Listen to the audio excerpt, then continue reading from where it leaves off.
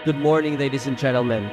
Welcome to Pampanga Techno Park, our fifth industrial estate and the industrial township of Ayala Logistics Holdings Corp. in Central Luzon. We are glad to welcome you all to today's ceremonial launching of Pampanga Techno Park.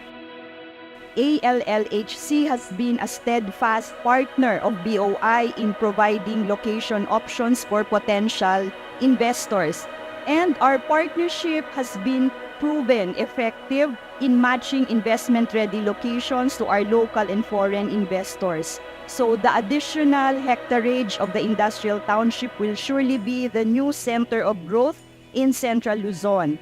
There has never been a better place and a better time to make it happen in the Philippines, in Mabalacat, and this time we make it happen right here in Pampanga.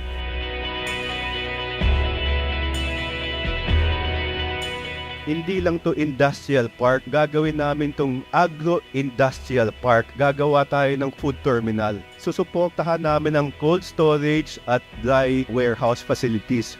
Kaya itong mga farmers natin from Northern Luzon and all over Central Luzon, pwede sila magdala ng produce nila dito and we can preserve them and store them with proper facilities. Sustainability is also very important for us. Gagawa po kami dito ng 1.5 hectare open park, dedicated po yan.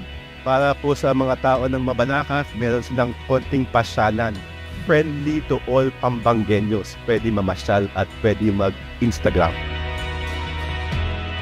Nakikita namin itong tulong na dumarating na ganito at yung investment na ganitong kalaki that the people of Mabalacat will really benefit from this. We can promise you, the government and mga investors po, kailangan proper collaboration tayo because the progress of this country, nauuna po yan dapat ang gobyerno ang tumutulong sa mga namumuhunan.